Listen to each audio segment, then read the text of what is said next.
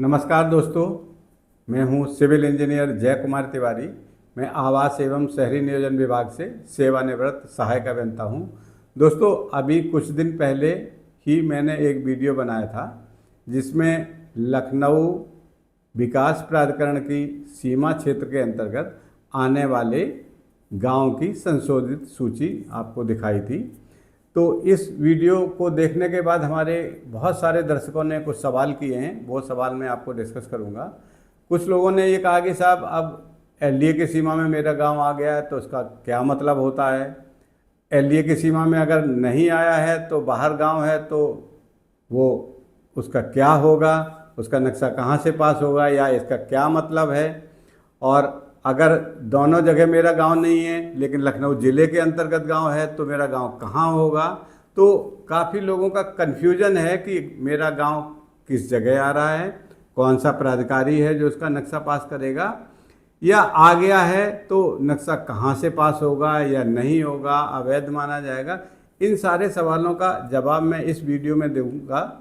ये वीडियो काफ़ी महत्वपूर्ण होने वाला है लखनऊ के लोगों के लिए जो लखनऊ ज़िले के अंदर निवास करते हैं। और इस वीडियो में मैं फिर आपको दोबारा से पूरे लखनऊ ज़िले में जितने भी गांव हैं सबका एनालिसिस बता दूंगा कि कौन से गांव लखनऊ जिला पंचायत के अंतर्गत आते हैं, कितने गांव आते हैं, वहां आने से जिला पंचायत के अंतर्गत आने से उसका क्या आशय है, क्या मतलब है, या कितने गांव जो यूपी सीडा है या एक्स लीडा जो पहले लीडा हुआ करता था लखनऊ इंडस्ट्रियल डेवलपमेंट अथॉरिटी, कितने गांव यूपी सीडा एक्स लीडा में आते हैं और अब कितने गांव लखनऊ विकास प्राधिकरण में वास्तव में आते हैं। और इसका मतलब क्या है कि कोई गांव अगर यूपी सीडा या एक्स लीडा में आ गया तो क्या हुआ, जिला पंचायत में आ गया तो क्या हुआ, या एलडीए में आ गया तो उससे क्या आशय है आम आदमी के लिए। देखिए, जो लोग जानते हैं उनको सब पता है कि इसका क्या आशय होता है, लेकिन ज़्यादातर हमारे कमेंट्स जो हैं उन आम लोगों के हैं जो इसके बारे में नहीं जानते हैं। तो इस वीडियो में विस्तार से मैं तीनों अथॉरिटीज़ के अंतर्गत जिला panchayat, LDA, UP SIDA, x Leda जिसको कहते हैं, पहले लीडा था, लखनऊ ज़िले के आने वाले सारे गाँव का डिटेल, सारे गाँव आपको बताऊँगा। तो इस वीडियो में बने रहिए अंत तक। और अंत में मैं ये बताऊंगा कि लखनऊ के अलावा भी पूरे प्रदेश में कहीं भी आपका कोई गांव है तो वास्तव में उस गांव का नक्शा कहां से पास होगा और कितने प्राधिकारी हैं जो आपके नक्शा पास कर सकते हैं। तो आइए वीडियो शुरू करते हैं।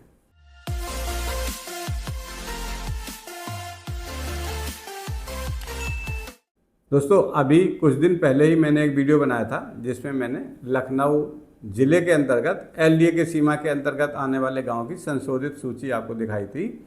आज के वीडियो में जैसे कि मैं बता चुका हूं, विस्तार से बताऊंगा कि पूरे लखनऊ ज़िले के एनालिसिस में कि कितने गांव जिला पंचायत में शामिल हैं और उनकी सूची क्या है, लिस्ट क्या है, कौन कौन से गाँव हैं और उसका क्या मतलब है।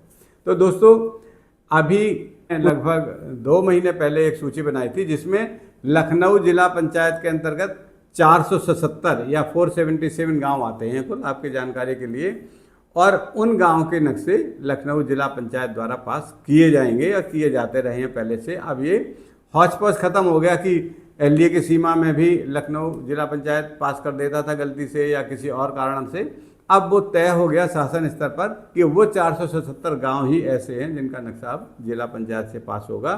तो इस 477 गांव की सूची मैंने इसके लिए एक विस्तार से वीडियो बनाया हुआ है। आप उन 477 गांवों की सूची जो लखनऊ ज़िले के अंतर्गत हैं और जिनका नक्शा लखनऊ जिला पंचायत पास करेगा, उसकी सूची एक वीडियो में जो मैंने पहले बनाया था उसमें दी गई है।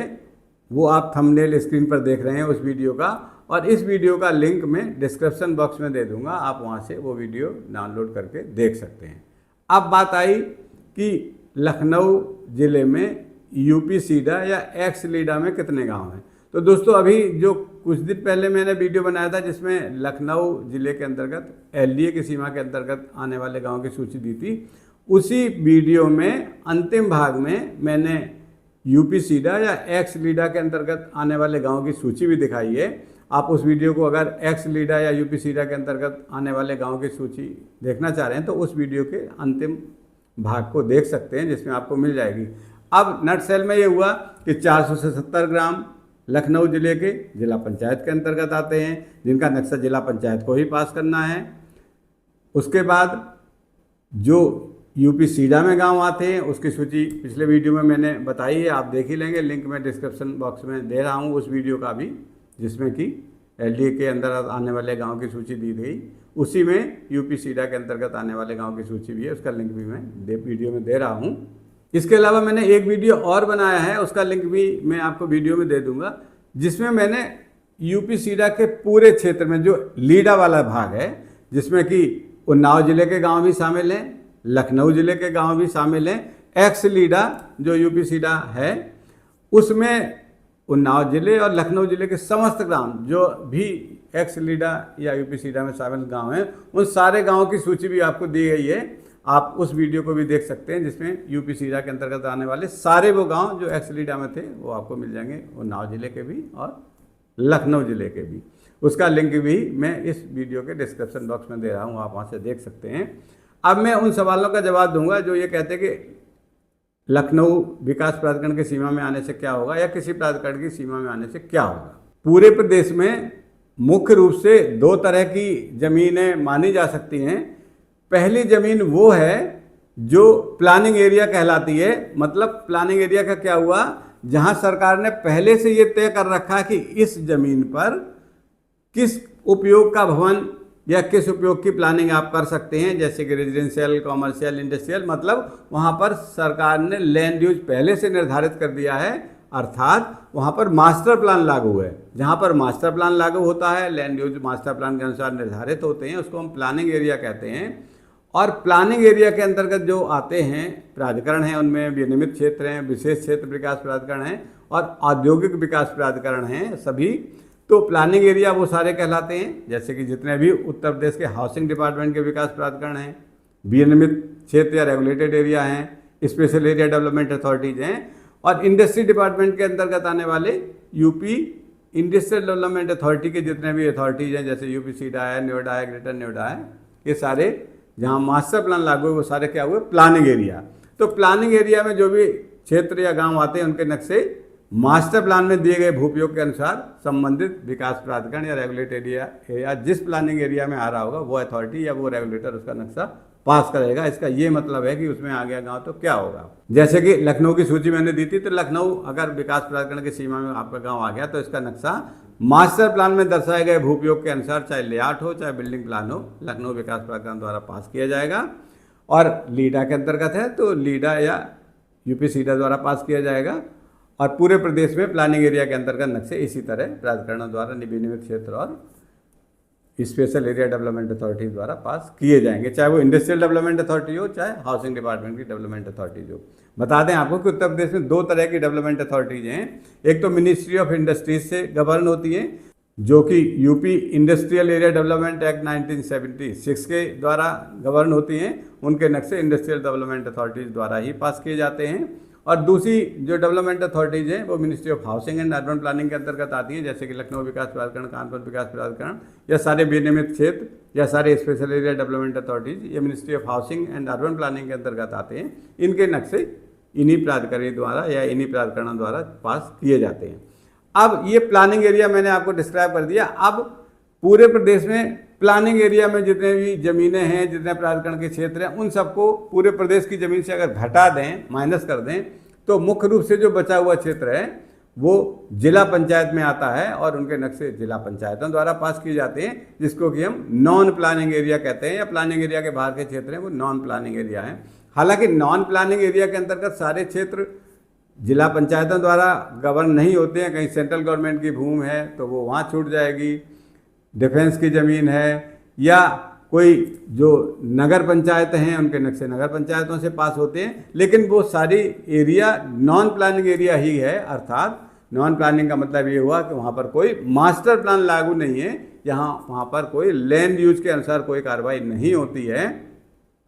वहाँ पर सारी भूमि कृषि भूमि है, और कृषि भूमि को जब गैर कृषक करा लेते हैं, वर्तमान में जो धारा 80 है राजस्व संहिता की, उस धारा 80 के अंतर्गत नॉन प्लानिंग एरिया में जिला पंचायतों के माध्यम से जो नक्शे या नगर पंचायतों के माध्यम से जो नक्शे पास होते हैं वो कृषि भूमि पर धारा 80 करा के पास कर दिए जाते हैं। वहाँ पर क्योंकि कोई मास्टर प्लान नहीं होता है, कोई लैंड यूज पहले से निर्धारित नहीं है, आप धारा 80 करा के भूमि को कृषि से गैर कृषक करा लेंगे तो आपका नक्शा जो उपयोग आप चाहेंगे उस उपयोग में सामान्यता पास हो जाएगा। गैर कृषक कराने का ये मतलब बिल्कुल नहीं है कि वो जमीन का लैंड यूज चेंज हो गया। जैसे लोग कहते हैं कि मैंने साहब CLU करा लिया, धारा 80 करा के लैंड यूज चेंज करा लिया। नहीं, कृषि से गैर कृषक कराने का मतलब लैंड यूज चेंज कराना बिल्कुल नहीं है। कृषि से गैर कृषक कराने का सिर्फ इतना मतलब है कि कृषि भूमि पर सरकार राजस्व की वसूली करती है, इसलिए कृषि भूमि का लेखा जोखा अपने पास रखती है। जब आप उसको गैर कृषक करा लेते हैं तो सरकार उस दस्तावेज से, जहाँ पर कृषि भूमि का लेखा जोखा है, वहाँ से उस भूमि के क्षेत्रफल को घटा देती है, हटा देती है और गैर कृषक घोषित कर देती है। मतलब अब उस गैर कृषक की गई भूमि पर सरकार को कोई राजस्व नहीं मिलता है। सिर्फ गैर कृषक कराने का मतलब ये है कि अब वो भूमि कृषि नहीं रही है, सरकार को उस पर कोई राजस्व नहीं मिलेगा, गैर कृषक हो गई है। अब आप इसमें गैर कृषक भूमि में जो धारा 80 कराने के उपरांत हुई है, आप नक्शा पास करा के जिला पंचायतों के या नगर पंचायतों के बायलॉज के अनुसार निर्माण या विकास कार्य कर सकते हैं। जो निर्धारित शुल्क होगा वो जमा हो जाएगा। तो दोस्तों, इस सूचना के साथ ये वीडियो यहीं समाप्त होता है। अगले वीडियो में किसी महत्वपूर्ण बिंदु पर फिर आपसे चर्चा करेंगे और इसी तरह के उपयोगी वीडियोज मैं आपके लिए बनाता रहता हूं। ये वीडियो काफ़ी महत्वपूर्ण है, तो आपसे अनुरोध है कि इस वीडियो को अधिक से अधिक लोगों को शेयर करें ताकि प्रदेश के लगभग सभी लोगों की ये समस्याएं हल हो जाएं कि मेरे ज़मीन का नक्शा कहाँ से पास होगा, अब क्या होगा और कैसे हम अपने निर्माण को वैध माने या अवैध माने। इन सारी समस्याओं का हल हो जाएगा अगर आप इस वीडियो को ज़्यादा से ज़्यादा लोगों को पहुंचाने में मेरी मदद करेंगे और उन लोगों की मदद भी होगी। और अंत में आपसे अनुरोध अवश्य है कि इस चैनल को सब्सक्राइब अवश्य करें। धन्यवाद, नमस्कार।